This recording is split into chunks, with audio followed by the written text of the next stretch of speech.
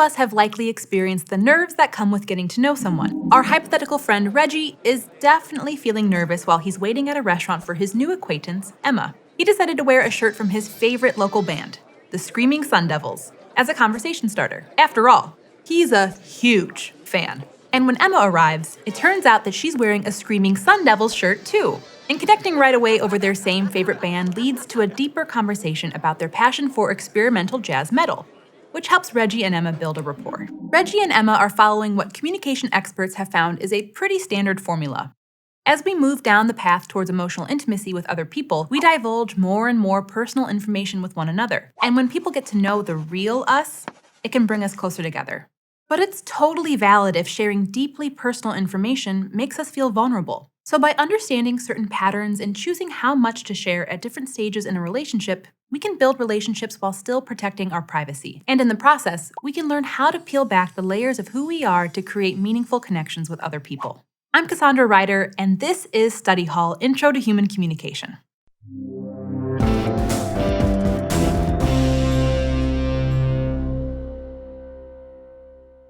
As relationships develop, we progress from sharing superficial things about ourselves, like our favorite ice cream flavor or band, to sharing deeper things that we wouldn't put on a t-shirt, like our deepest fears.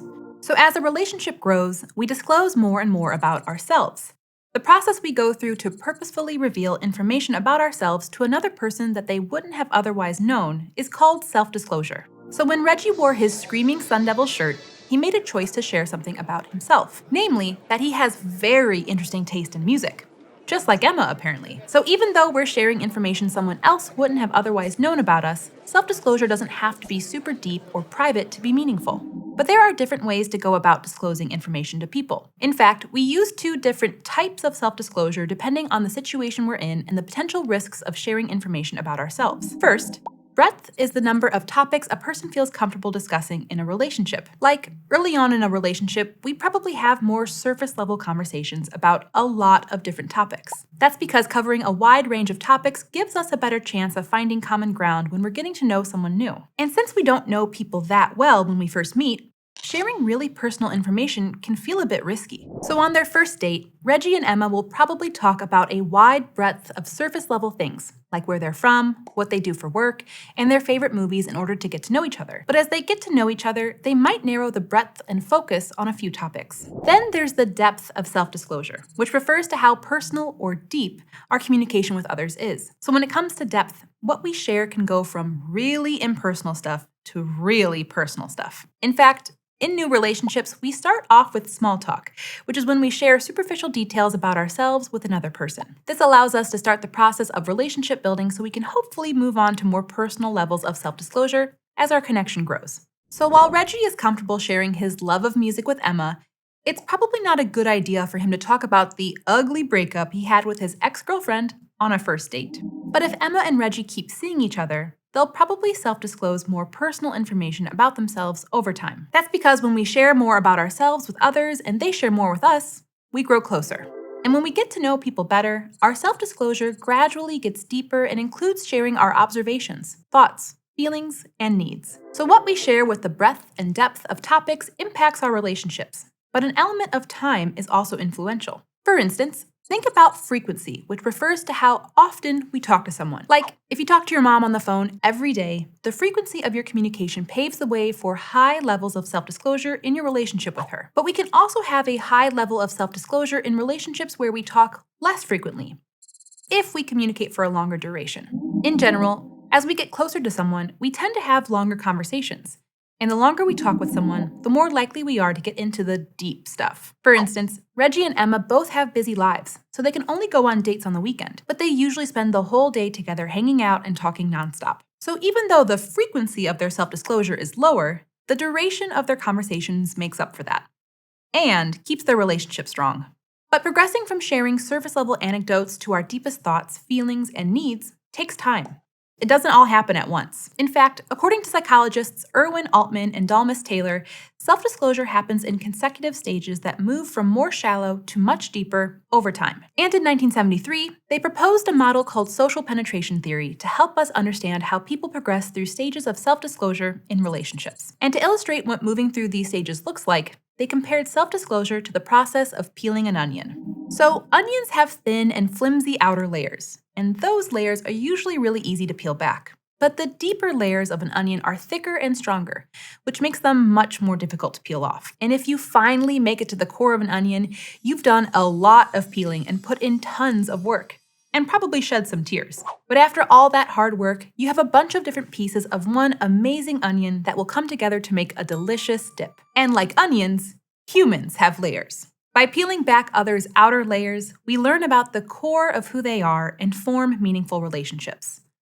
Metaphorically, of course. And to dig deeper and peel back the layers of social penetration theory, Altman and Taylor described self-disclosure going through 4 stages. The first layer of who we are is peeled back during orientation, which is the most superficial stage of self-disclosure. During orientation, we mostly engage in small talk and reveal low-stakes facts about ourselves. Like we said before, we might talk about a wide breadth of superficial things. For instance, when Reggie meets Emma's parents for the first time, he talks about his talent for making the best bowl of pho in the whole world. And while this isn't very personal, sharing about his talents and interests gives Emma's parents an impression of who Reggie is, and hopefully a positive impression. At the beginning of relationships, it's normal to stick to the orientation stage for a while. That's because sharing superficial information about ourselves helps us get to know someone without making ourselves too vulnerable in case the relationship doesn't work out. Some of us might dabble with sharing our feelings and opinions during orientation, but mostly we're trying to connect with others without causing conflict. Next, there's the second layer of social penetration theory, which is called exploratory affective exchange. I know, catchy. This is when we start exploring more topics and deeper parts of who we are with another person. During the exploratory affective exchange stage, people explore more topics with each other on a deeper level, but they still keep the core of who they are private. For instance, when Reggie and Emma get to this stage, they move from sharing basic facts about their hometowns to sharing their feelings about the places they grew up. So back in the orientation stage, Reggie told Emma that his hometown is small, close-knit, and mistrusting of outsiders. But once they explore more topics on a deeper level, Reggie is comfortable sharing that he felt out of place in his hometown because they weren't very welcoming to immigrants, which tells Emma more about who Reggie is on the inside. So while Reggie and Emma aren't sharing their deepest secrets yet, they are increasing the breadth and depth of their self-disclosures, which is like peeling back another layer of the onion without totally revealing their core. Then the third stage of self-disclosure is affective exchange. This is when we might joke around, use sarcasm, and be quicker to share our honest opinions with each other. That casualness signals that we're getting pretty comfortable in our relationship. And as we communicate with each other during this phase, we become less guarded about what we share and how we share it. We might offer more personal information about ourselves more readily than we did during the orientation or exploratory affective phases. Like, Reggie didn't share the fact that he has extreme social anxiety when he first met Emma.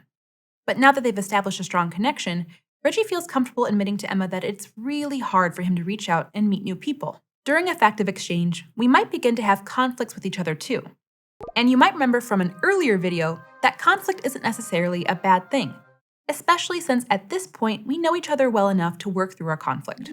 Finally, there's the fourth stage of social penetration theory, called stable exchange, which is when we get to the core of the onion, or human. You know what I mean. In the stable exchange stage, we share our deepest thoughts and feelings and are really honest about our needs, which can make us feel really vulnerable. So self-disclosure in the stable exchange phase is something we only do with people we absolutely trust. We normally only have a few relationships that reach this stage, and they tend to be with romantic partners, family members, or close friends. For instance, Emma might tell a coworker that things have been tough at home, but Reggie is the only person she tells about her parents' ongoing divorce. And when Emma decides she wants to start therapy to cope, she talks to Reggie about her decision before anyone else. That's because people share the deepest, most personal parts of who we are with us after we've peeled back their outer layers. As our self-disclosure increases, our relationships become more honest, open, and strong. But even though social penetration theory walks through 4 stages, self-disclosure can have ups and downs depending on how we're feeling about the relationships we're in, or what's going on in our lives. With family members, friends, or romantic partners, we might go through phases when we just don't want to increase our self-disclosure, and we feel a temporary need to protect our core again. Like when Emma told people Reggie wasn't a real experimental jazz metal fan because he hated the new Screaming Sun Devils album, that hurt his feelings, and he might need to take a step back from their relationship. and it might take a while for Reggie to feel like he can trust Emma with his personal self-disclosures again. There are also times when people grow apart and don't want to have a relationship anymore, which can cause us to decrease our self-disclosure too.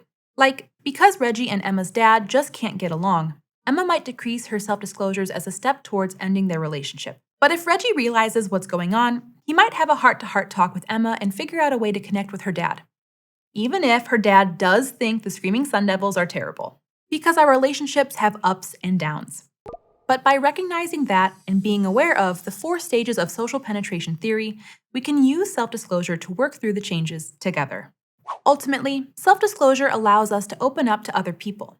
And when we know how it works, we can use that knowledge to build strong and trusting relationships with people we care about. So while humans are a little bit more complex than a bulb vegetable, thinking of self-disclosure as exposing new layers of ourselves can help move our relationships forward, or pull them back if we need to. And when we've built a relationship on self-disclosure, honesty, and trust, we can truly get to know another person, right down to their oniony core.